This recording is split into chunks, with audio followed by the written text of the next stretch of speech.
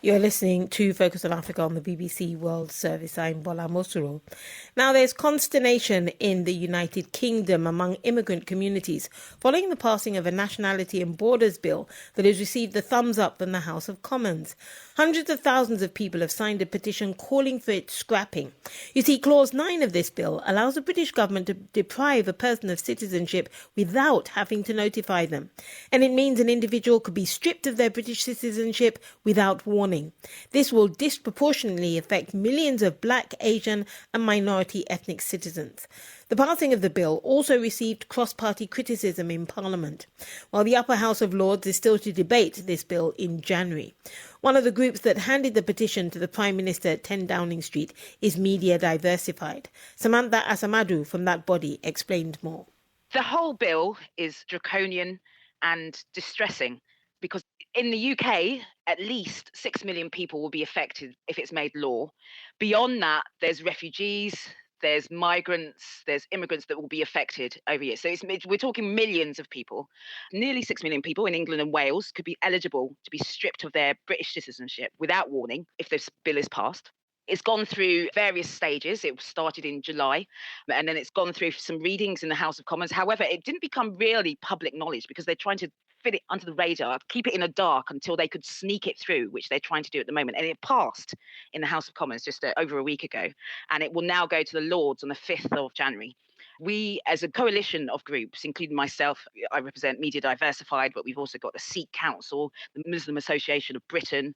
Lots of different groups have thankfully been brought together now that we know what's going on to fight this bill. For what reasons would the Home Office want to strip people of their citizenship in the first place? Is it if they've broken a law, if they've contravened certain acts, or what exactly? What the Home Office is trying to say is it's targeted at people who've committed heinous crimes. We're talking terrorism and so on. But the actual language of what they've said, so Clause 9 of the draft bill means that the government does not need to notify people if they're deprived of their citizenship. It doesn't have their contact details, or if it is for any other reasons not reasonably practical to do so. But they've also said the reasons that you could be deported is, they've said, if it's in the public interest.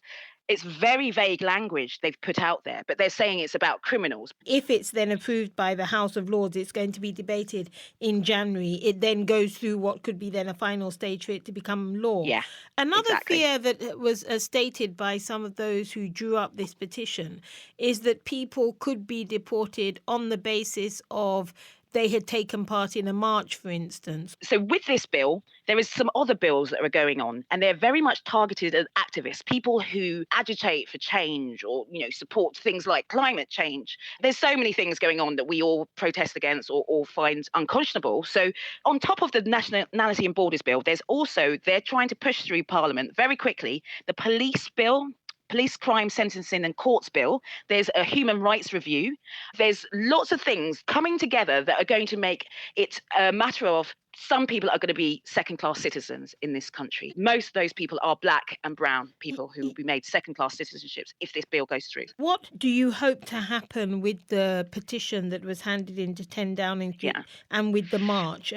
Do you feel it's going to overturn what appears to have sailed through the British Parliament, especially as the country was busy talking about COVID restrictions and unlawful parties in number 10? Yeah, there's been a lot of distraction. So we are coming at it from all angles. Yes, we've got a petition which is over 280,000 signatures. So all those people are invested in the fight now. We were trying to get to 10,000, then we're trying to get 100,000. After 100,000, it has to be debated in Parliament. So we've come to it late. So they will, at some point, have to debate it again in Parliament. But we're trying to, at the moment, lobby the House of Lords. We're doing protests in person. We're doing things online. We've been emailing our MPs. Our hope is that we get enough information so people realise what exactly is in this bill, especially Clause 9, the rest of it, obviously. So often lawmakers, MPs, we call them here, members of Parliament, don't actually know what's in these bills and they just vote on it on a party line. We're trying to cut through that and actually cut through to their head and their heart. It will affect their neighbours, it will affect their family members quite often, it will affect so many people. So they need to know how pernicious it is, how targeted in a racist manner it is. Samantha Asumadu, who's the chair of the organisation Media Diversified.